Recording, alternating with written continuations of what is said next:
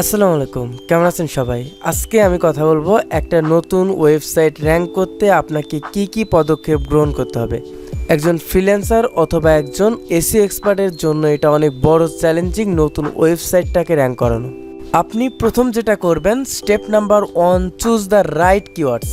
আপনার ওয়েবসাইটের সাথে সবচেয়ে প্রাসঙ্গিক কিওয়ার্ডগুলো শনাক্ত করতে হবে এবং এটাও আপনাকে মাথায় রাখতে হবে হাই কম্পিটিটিভ বা হাই কম্পিটিশন কিওয়ার্ডগুলো আপনাকে চুজ করা যাবে না। অবশ্যই আপনাকে লো কম্পিটিটিভ কিওয়ার্ডগুলো চুজ করতে হবে। সব থেকে আরও বেশি ভালো হয় আপনি যদি কেজিআর কিওয়ার্ডগুলো চুজ করতে পারেন, যেখান থেকে আপনি অল্প পরিমাণ ভিজিটর পাবেন কিন্তু আপনার কিওয়ার্ডগুলো র্যাঙ্কিংয়ে থাকবে। এতে করে আপনি আপনার ওয়েবসাইটে আস্তে আস্তে ট্রাফিক ইনক্রিজ করতে পারবেন। পরবর্তীতে আপনি হাই কম্পিটিটিভ কিওয়ার্ডগুলো নিয়েও কাজ করতে পারবেন। স্টেপ নাম্বার 2, আপনাকে যেটা করতে হবে পারফেক্ট কন্টেন্ট অপটিমাইজেশন এবং আপনাকে পারফেক্ট একটা কন্টেন্ট ইউজ করতে হবে। গুগল সবসময় ইনফরমেটিভ কন্টেন্ট লাইক করে, যেটা আপনাকে র্যাঙ্কিং করতে সবথেকে দ্রুত সাহায্য করবে।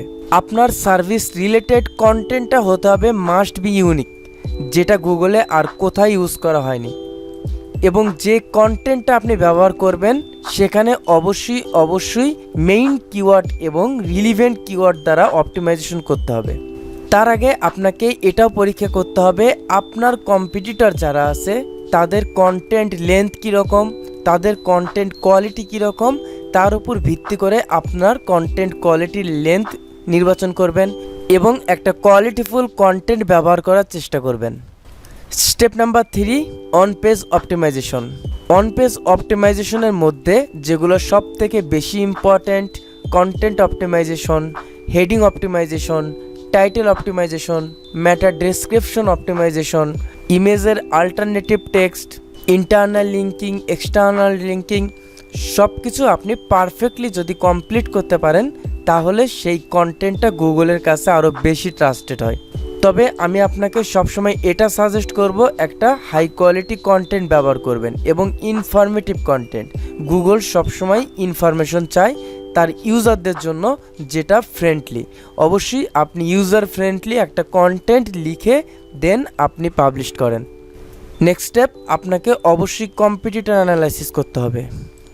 আপনার কম্পিটিটরগুলো কীরকম শক্তিশালী, কোথা থেকে ব্যাকলিংস পাইছে, কীরকম কন্টেন্ট ব্যবহার করেছে এবং কেন সে এই কিওয়ার্ডের জন্য গুগলের ফার্স্ট পেজে আছে, এই জিনিসটা অ্যানালাইসিস করার মতো অ্যাবিলিটি আপনাকে থাকতে হবে। ফাইনালি আপনাকে যেটা করতে হবে লিঙ্ক বিল্ডিং। ব্যাকলিংস সব থেকে বেশি কাজ করে র্যাঙ্কিংয়ের জন্য। আপনার ওয়েবসাইটে অবশ্যই হাই কোয়ালিটি ব্যাকলিংস ইউজ করবেন, যেটা কনটেক্সুয়াল ব্যাকলিংস হোক, গেস্ট পোস্ট ব্যাকলিংস হোক। অবশ্যই আপনি নিয়মিত আউটরিচ করার চেষ্টা করবেন।